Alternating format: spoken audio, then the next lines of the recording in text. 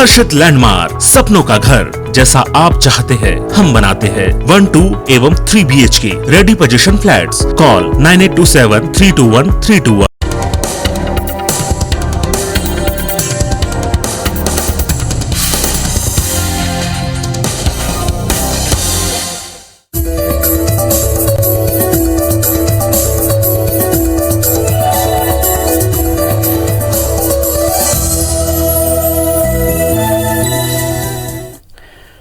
नमस्कार, मैं हूं पीएस त्रिपाठी और आप देख रहे हैं हमारा विशेष कार्यक्रम सितारे हमारे। आप सभी दर्शकों का इस कार्यक्रम में स्वागत। दोस्तों, आज बात करेंगे आज के पंचांग की, व्रत त्योहार की, साथ ही में आपको आपका राशि फल भी बताएंगे। इसके अलावा आज चर्चा करेंगे महागौरी तीचाष्टमम, कहा कि अष्टमी के दिन महागौरी की पूजा कैसे करें। इसके अलावा आपके फोन कॉल्स होंगे, आप सीधे फोन करके अपने प्रश्न पूछ सकते हैं। हमारा फोन नंबर है 07714008777।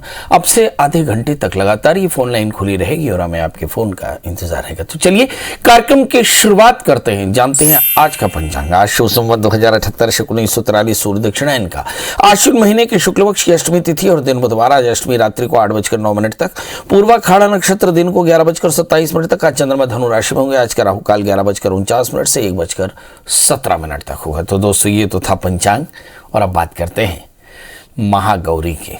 जी, दुर्गा के 9 रूपों में महागौरी को 8वीं शक्ति स्वरूपा माना गया। दुर्गा पूजा के 8वें दिन महागौरी की पूजा अर्चना की जाती है। महागौरी आदि शक्ति है, इनके तेज से संपूर्ण विश्व प्रकाशमान है। इनकी शक्ति अमोघ फलदायिनी है। मां महागौरी की आराधना से भक्तों के सभी कष्ट दूर हो जाते हैं और देवी का भक्त जीवन में पवित्र और अक्षय पुण्यों का अधिकारी बनता है। शुंभ निशुंभ से पराजित होकर गंगा के तट पर जिस देवी की प्रार्थना देवतागण कर रहे थे वो महागौरी है। मां गौरी के अंश से ही देवी कौशिकी का जन्म हुआ, जिसने शुंभ निशुंभ के प्रकोप से देवताओं को मुक्त कराया। मां गौरी भगवान शिव की पत्नी है, यही शिवा है, यही शांभवी है और इन्हीं नामों से लोग इनकी पूजा करते हैं। माँ गौरी की 4 भुजाएं हैं। उनकी दाहिनी भुजा अभय मुद्रा में, नीचे वाली भुजा में त्रिशूल, बाईं भुजा में डमरू और नीचे वाली भुजा में गौरी की प्रार्थना सुनकर वरदान देती हैं। जो स्त्री देवी की पूजा भक्ति भाव से करती है, भगवती उसके सौभाग्य की रक्षा स्वयं करती है। जो कन्याएं माता के स्वरूप की पूजा करती हैं, उन्हें योग्य वर की प्राप्ति होती है। जो पुरुष माँ की पूजा करते हैं, उनका जीवन सुखमय होता है। अब आइए माँ गौरी की पूजा का विधान बताएं। नवरात्रि के 10 दिन कन्या भोजन करने का विधान है, लेकिन अष्टमी के दिन विशेष महत्व है। इस दिन महिलाएं अपने सौभाग्य के लिए देवी को चुनरी भेंट करती हैं।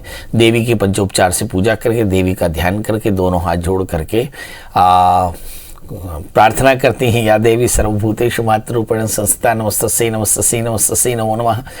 इस मंत्र का पाठ करके और षोडशोपचार से भगवती की, पंचोपचार से यथा लब्धोपचार से भगवती का पूजन करके, फिर आरती पुष्पांजलि करके और प्रसाद चढ़ाती हैं, भोग लगाती हैं। भोग में यथा संभव अपने हाथ से बनाए हुए भोग भगवती को लगाएं। और कुछ लोग अष्टमी के दिन फिर सिद्धिदात्री की पूजा करके भी हवन कर लेते हैं और साथ में कन्या भोजन भी करा लेते हैं।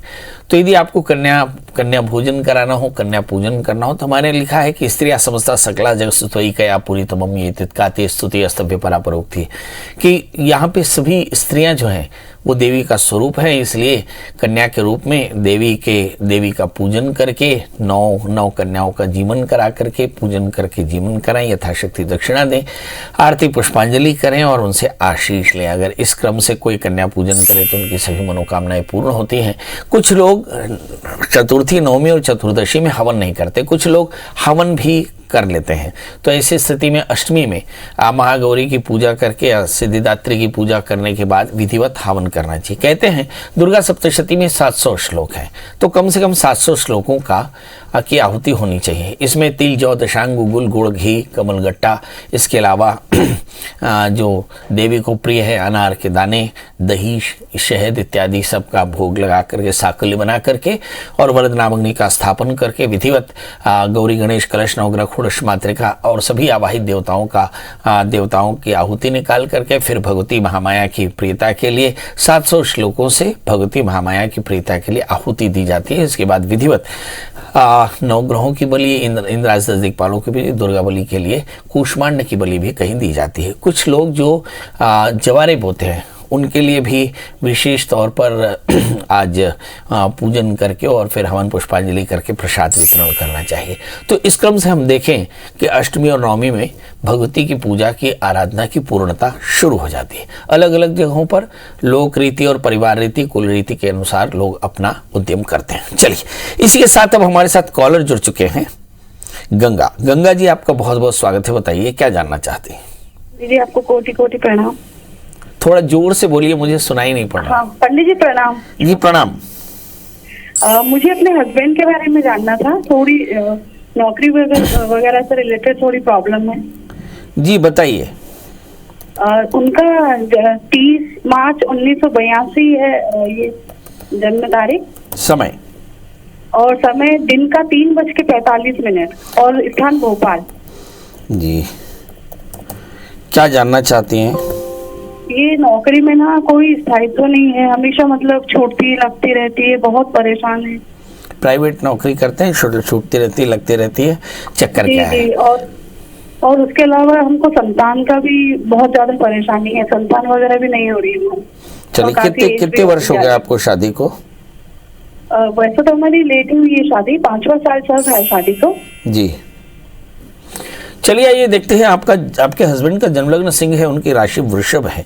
11वें स्थान में राहु, दूसरे स्थान में शनि से आक्रांत राहु हो तो आमतौर पे जिंदगी में बड़े फ्लक्चुएशंस आते हैं। सप्तमेश अपने स्थान से खड़ाष्टक, और इस समय हम ऐसा कह सकते हैं कि वाइफ को हार्मोनल प्रॉब्लम, जिसके चलते संतति अवरोध।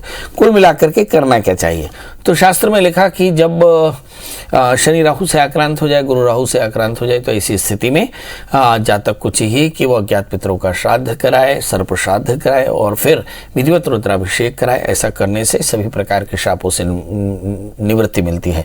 मगर ये पूजा श्रवण नक्षत्र के दिन और किसी मंदिर के में बैठकर, किसी नदी के किनारे बैठकर के पूजा होनी चाहिए, किसी विद्वान आचार्य के निर्देश में। तो ये सुनिश्चित कर लें कि आचार्य के पास में पलाश विधि के द्वारा एकोदिष्ट श्राद्ध का विधान पता हो। ये भी क्योंकि ये दुर्लभ ग्रंथ है और इस ग्रंथ की उपलब्धता सभी जगह पर नहीं है, तो इस बात का ध्यान रखें। और अपने हस्बैंड को एक 4 कैरेट का मूंगा, 4 कैरेट का माणिक्य अलग अलग उंगलियों में पहनाएं। पति से कहें कि मंगल का व्रत किया करें, नमक तेल का त्याग किया करें, तो जीवन में स्थायित्व भी मिलेगा और संतान की उपलब्धता भी आपको होगी। नवनीत जी, आपका बहुत बहुत स्वागत है। बताइए क्या जानना चाहते हैं? हेलो। हाँ जी बताइए। मेरा भांजा महाराज 24 नवंबर 2003 जन्म स्थान अंतर्गत, समय 3:20 सुबह। जन्म स्थान अंतर्गढ़। क्या जानना चाहते हैं? वो क्या है, मेरा भांजा अभी पढ़ाई में BSc सेकेंड ईयर कर रहा है। मैं ये जानना चाह रहा था कि उनको किस जॉब में तैयारी करवाऊं, किस विभाग में जाए तो अच्छा रहेगा। ऐसे चलिए आइए देखते हैं किस विभाग में इसे करियर मिल सकता है। इस बच्चे का जन्मलग्न कन्या है, इस बच्चे की राशि वृश्चिक है, इसके भाग्य शुक्र 4थे स्थान में और तृतीयेश मंगल 6ठे स्थान में। अगर ये बच्चा अच्छे से फिटनेस के साथ तैयारी करे तो ये पुलिस में अच्छी नौकरी में आ सकता है। याद रखें, शादी से पहले एक छोटा सा अर्क विवाह कराएं और उस बच्चे से कहें कि मंगल का व्रत करें, नमक तेल का त्याग करें, और जब शादी हो जाए तो शादी से पहले एक छोटा सा अर्क विवाह करा लें। इन दिनों में शुक्र की अंतर्दशाएं चल रही हैं। वैसे आपकी योजना बड़ी अच्छी है कि आपको बच्चे को कुछ अच्छा पढ़ाई कराना है, मगर मुझे से लगता है इसकी ठीक विपरीत प्रकृति लगता है कि इस बच्चे की पढ़ाई में व्यवधान पैदा करना चाहती है। इसलिए इस बच्चे से कहें कि रात्रि जागरण बंद करे, बालों का बढ़ाना बंद करे और जीवन में अतिशय अनुशासित रहे, वरना पढ़ाई में काफ़ी परेशानियां आ सकती हैं। क्या करना चाहिए? तो भगवती की प्रीता के लिए एक घी का दिया जलाए और दुर्गा स्तुति का नित्य पाठ करे तो फायदा होगा। मीना जी, आपका बहुत बहुत स्वागत है। बताइए क्या जानना चाहती हैं? पंडित जी प्रणाम। एकदम प्रणाम, बताइए। हाँ पंडित जी, मुझे मेरे बेटे के बारे में पूछना है। हाँ, बेटे की डेट ऑफ बर्थ बता दें। उनका 19 मार्च सन 1991 सुबह 10:15 पर। जन्म स्थान बलौदा बाजार। जी, क्या जानना चाहती हैं? हाँ पंडित जी, मतलब जैसे अभी व्यापार के लिए ना हम लोग किसी से उधार लेके ना दुकान को भरना चाहते हैं, उसमें व्यापार चलेगा कि नहीं? और ना दूसरी बात ये कि उसकी शादी कब तक होगी। चलिए, शादी कब तक होगी और व्यापार में उधार लेकर के, ऋण लेकर के ये व्यापार करना चाहते हैं, ये ठीक रहेगा कि नहीं। इनका जन्मलग्न वृषभ है और इनकी जो राशि है वो है मेष। जहाँ तक मुझे ऐसा लगता है कि वर्ष 2023-24 इनके लिए बड़ा लकी सा रहेगा। अभी आने वाला एक वर्ष अप्रैल के बाद में थोड़ा सा संघर्ष भरा रह सकता है, उसके लिए मेंटली प्रिपेयर रहें। एक 4 कैरेट का जामुनिया, एक 4 कैरेट का ओपल पहनाएं, शनिवार का व्रत किया करें, काले तिल काले उड़द का दान किया करें। दूसरा प्रश्न, क्या व्यापार इनका अच्छा चलेगा? बहुत मेहनती हैं, बहुत स्मार्ट हैं, इसलिए व्यापार चलेगा, मगर भाग्य स्थान में शनि राहु होने के कारण बार बार हानि की संभावनाएं बन सकती हैं। इस समय जो दशाएं चल रही हैं, राहु की अंतर्दशा चल रही थी, इसलिए काम में बड़े व्यवधान बीते 1.5 सालों में, मगर अब आने वाले 1.5 सालों में इनके जीवन में सफलता काफ़ी अच्छी रहेगी।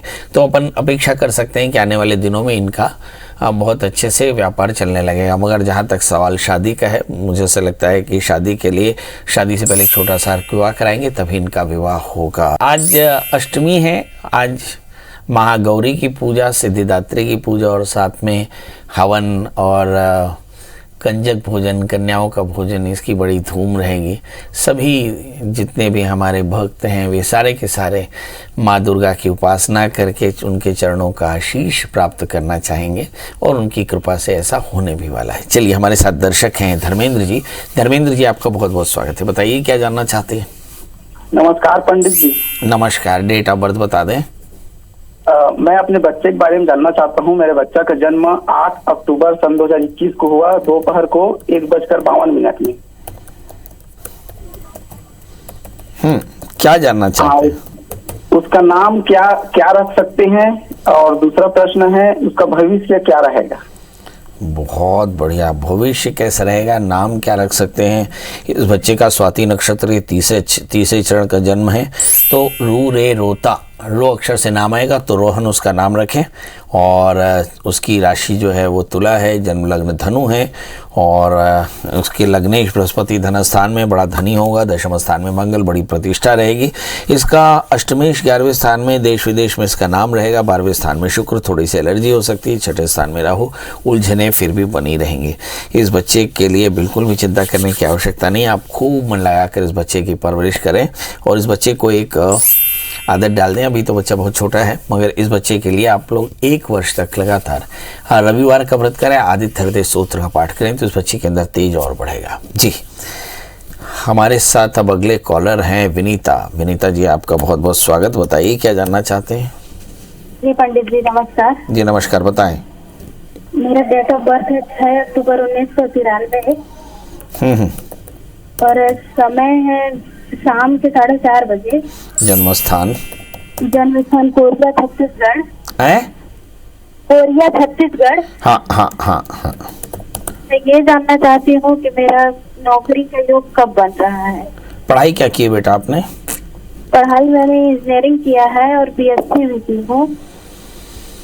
चलिए, एक बात मैं आपसे कहना चाहूँगा कि अपनी भावनाओं पर थोड़ा नियंत्रण रखिएगा, तो आपको हर तरह की सफलता मिलेगी। आइए देखते हैं भावनाएं क्यों कही, क्योंकि आपका जन्मलग्न कुंभ है और आपकी जो राशि है वृषभ है, लग्न में शनि हो तो अहम ममाभिमाने न, ईगो और अफेक्शन, ये दोनों ही आपके लिए पैनिक हो सकता है। जब कभी भी ऐसे शनि की पूर्ण दृष्टि दशम स्थान में हो और दशम स्थान में राहु बैठा हो तो करियर में काफ़ी परेशानियां आ सकती है। उसकी वजह सिर्फ इमोशनल डाइवर्शन है और ये आपके लिए पैनिक होगा, ऐसा मैं मान सकता हूँ। इस समय गुरु के अंतर दशाएँ चल रही, चित्त आपका एकाग्र है, मगर जनवरी 2022 के बाद में शनि की दशाएँ चलेंगी। उस समय ये 3 साल तक लगातार आपको परेशान कर सकता है। सवाल ये है कि क्या आपको करियर मिलेगा? निश्चित तौर पर यदि आपका ईगो, आपकी एंजाइटी या आपका जो क्रेजीनेस है, जो आपका दीवानापन है, वो पढ़ाई को लेकर के बना रहा तो निश्चित तौर पर आप आने वाले 3 वर्षों के भीतर में एक अच्छी अफसर बन जाएंगे, एडमिनिस्ट्रेटिव अफसर बन जाएंगे। मेरी तरफ से शुभकामनाएं। एक 4 कैरेट का जामुनिया, एक 4 कैरेट का पन्ना धारण करें, केले के वृक्ष की सेवा करें, ओम नमो भगवते वासुदेवाय, इस मंत्र का जप करें तो फायदा होगा। जी, हमारे साथ राजेश जी हैं। राजेश जी, आपका बहुत बहुत स्वागत है। बताइए क्या जानना चाहते हैं? जी महाराज जी प्रणाम। मैं राजेश कौशिक, जांजगीर चांपा, छत्तीसगढ़ से बोल रहा हूँ महाराज जी। महाराज जी, मुझे अपने बेटे आदित्य, जिसको घर में राहुल बोलते हैं, के बारे में पूछना है। उसका जन्म तारीख है 18 जनवरी सन 2000।